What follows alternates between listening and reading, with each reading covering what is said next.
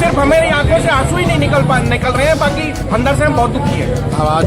कुत्ते को भी नहीं पकता, वो काम उन्होंने किया। सुनो ये टंकी की चोट, पहले नगर पालिका से वोट।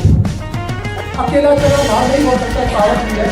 तो मैं ये चाहूंगा इंदिरा गांधी कहते हैं नगर पालिका के लिए बाजार बंद करो, गांव बंद करो, लेकिन बंद करने के बाद में कहीं भाग नहीं जाना, नगर पालिका के लिए लड़ना है।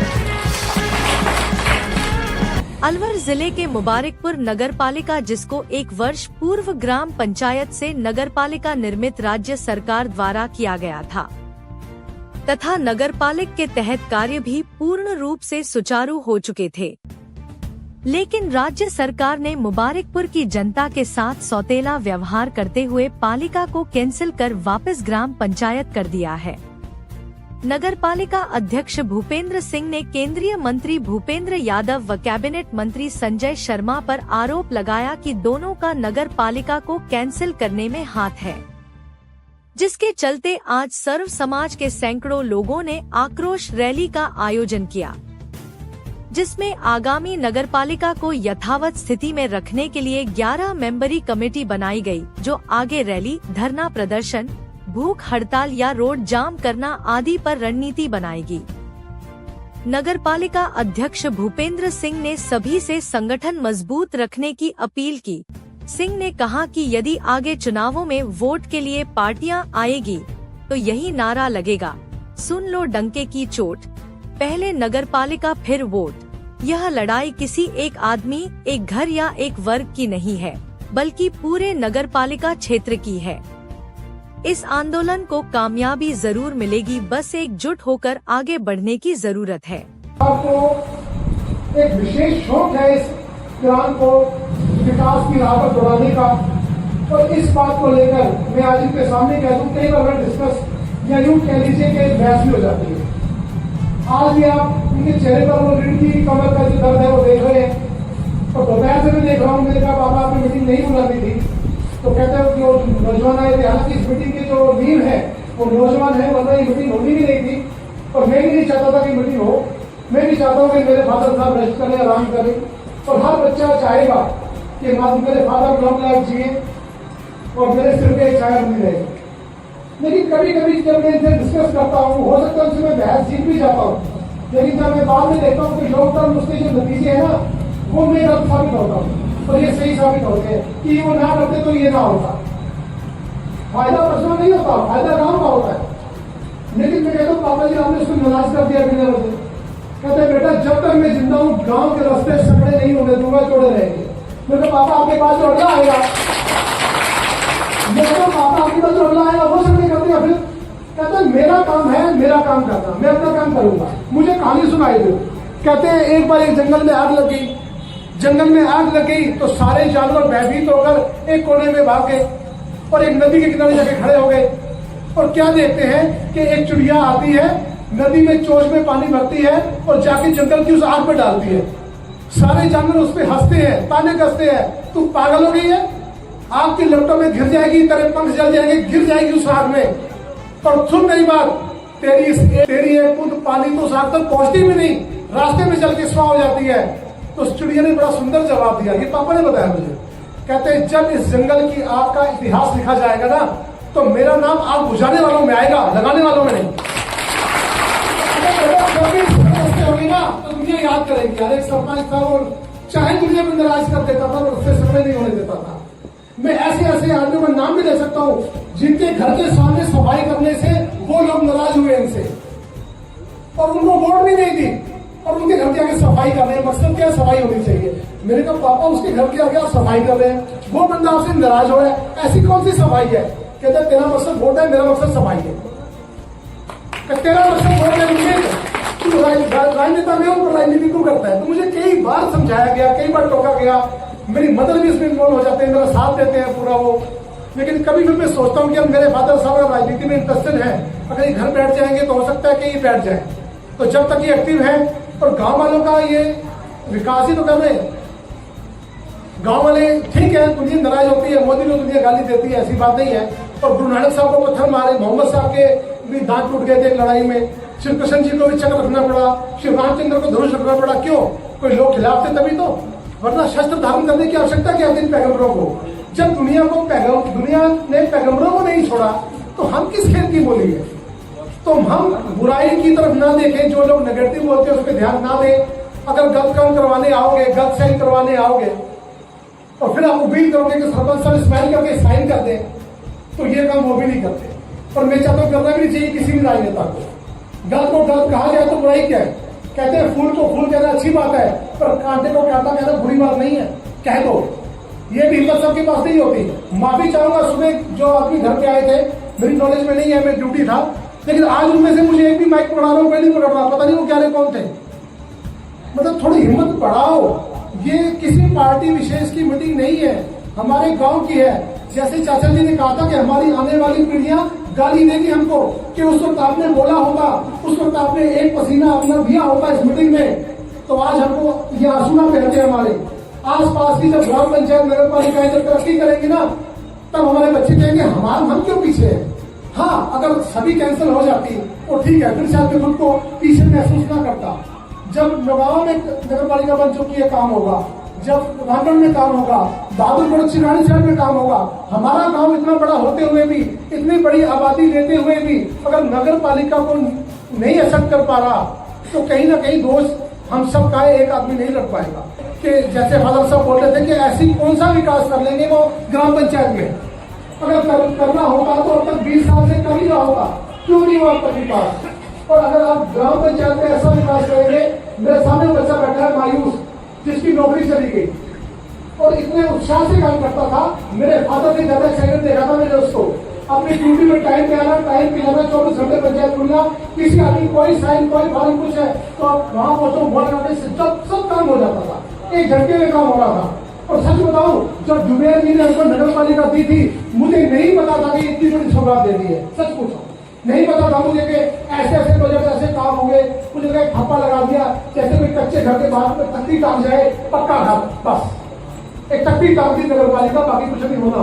पर जब ये काम हुए, जब मैं ये भी कह दूं कि हमारे गांव में घर में झाड़ू पोछा करने की दिक्कत शुरू हो गई थी। वैसे हमारे घरों में सफाई नहीं हो पा रही थी, पर हमारा गाँव साफ हो रहा था। वैसे हमारी माता। परम सम्मान्य ग्रामवासियों, मैं भी इस नगर पालिका के लिए सरपंच साहब के साथ कई बार रामगढ़, अलवर, जयपुर तक हम गए, बल्कि इसका उलाहना भी मिला है। अगर भाई यार आप सरपंच साहब के साथ घूम रहे हो इस नगर पालिका को बनवाने के लिए, जबकि ये पहले तय हो चुका था। अगर नगर पालिका मुबारिकपुरी रहेगी, बाटा ग्राम पंचायत को बाहर कर दिया जाएगा। उसके बावजूद हम यहाँ से गए, वहां से भी आश्वासन मिला, लेकिन किन्हीं कारणों से, व्यक्तिगत कारण है उनकी वजह से बाकी गांव के साथ हैं, ऐसा कुछ नहीं है। जो गांव कहेगा उसके साथ है।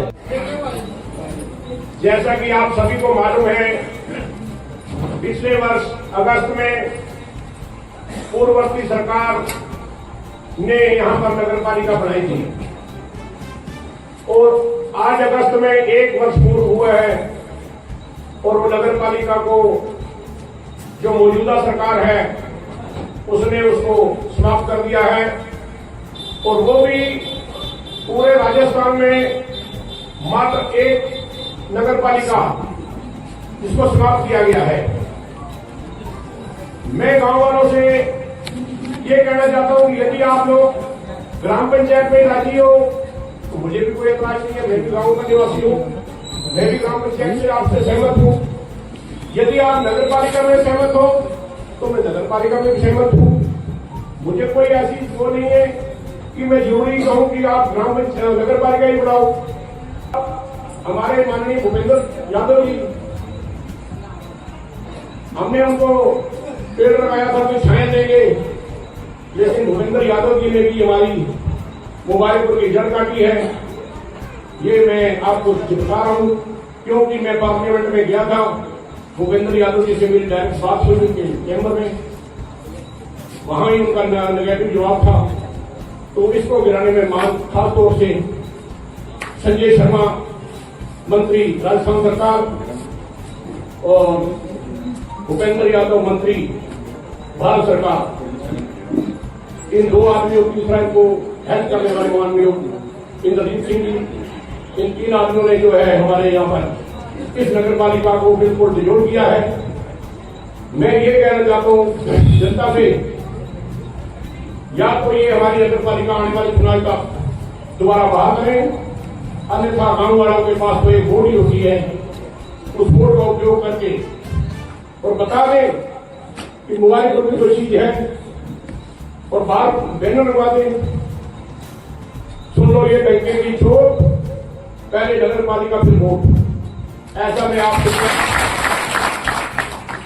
ये जो हमारा मंच है न बीजेपी का है न कांग्रेस का है, ये हमारे ग्रामवासियों का मंच है। जैसे ग्रामवासी सभी सलाह देंगे मैं चलूंगा और मैंने पूरी कोशिश भी की है।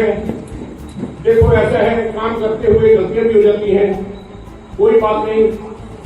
यदि किसी किसान के खिलाफ मेरे काम करने में कोई गलत शब्द निकले हों, जैसे हमारे माननीय भाई साहब कह रहे थे, मैं क्षमा प्रार्थी हूं, लेकिन जब तक आखिरी सांस है इस गांव के लिए लड़ूंगा,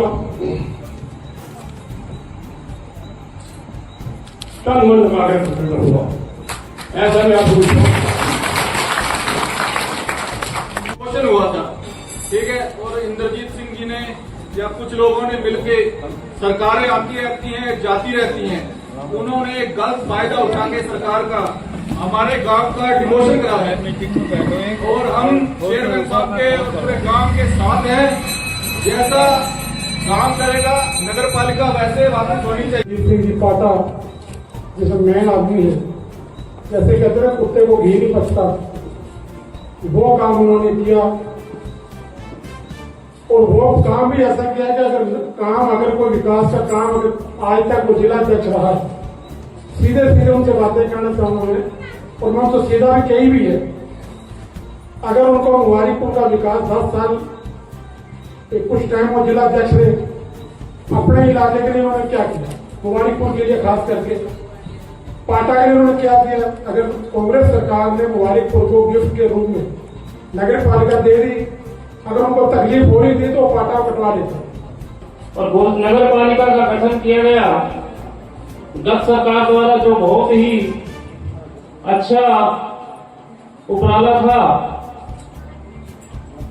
और कुछ कारणवश क्या कारण रहे यह सब पब्लिक, मुबारकपुर की पाटा की सब पब्लिक जानती है कि ये कैसे नगर पालिका को डिजोल्व किया गया और क्यों किया गया।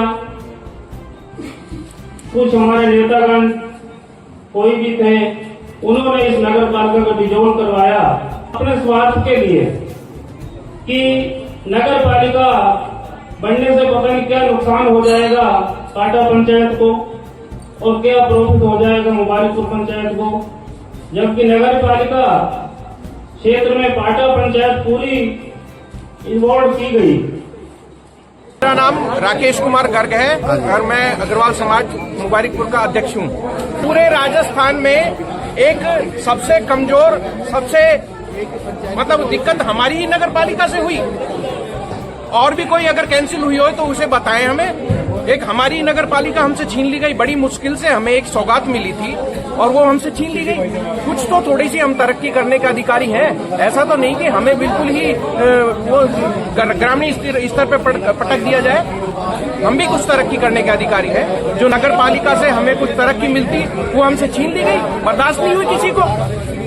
इसमें आप किसको दोषी ठहरा रहे हैं? हम किसी का एक प्रॉपर नाम नहीं लेंगे, लेकिन प्रशासन की गलती है ना, ये ऊपर से जो बैठे हैं अधिकारी बैठे हैं या फिर राज्य सरकार है जो, तो अगर कोई 10, 20, 50 और भी कैंसिल हुई होती तब तो हम कोई दिक्कत नहीं है, हम दुख सहन कर लेते। लेकिन एक स्पेशल हमारी नगर पालिका को हमसे छीन लिया गया, बहुत दुख है हमें। सिर्फ हमारी आंखों से आंसू ही नहीं निकल रहे हैं, बाकी अंदर से हम बहुत। मैं भूपेंद्र सिंह, चेयरमैन नगर पालिका मुबारकपुर। मैं बताना चाहता हूं कि पूरे राजस्थान में मात्र एक ही सरदार था जो नगर पालिका का चेयरमैन था। उसको भी हमारे माननीय भूपेंद्र सिंह यादव जी ने नहीं टिकने दिया और उनको डिजोल्व करके वापस बिठा दिया गया है। पता नहीं। जय हिंद, जय भारत। रहनी चाहिए। हाँ जी, नगर पालिका रहनी चाहिए, रोजगार चाहिए हमको। आप वाल्मीकि समाज से हैं? आपको रोजगार मिल रहा था? आपको रोजगार मिल गया था? ठीक है। सबको नगर पालिका रहनी चाहिए ना। और 22 दिवस नगर पालिका कैंसिल होती है तो क्या करोगे आप? हम तो भूख बैठे रहेंगे और कहीं करेंगे नहीं क्या करेंगे? हड़ताल करेंगे।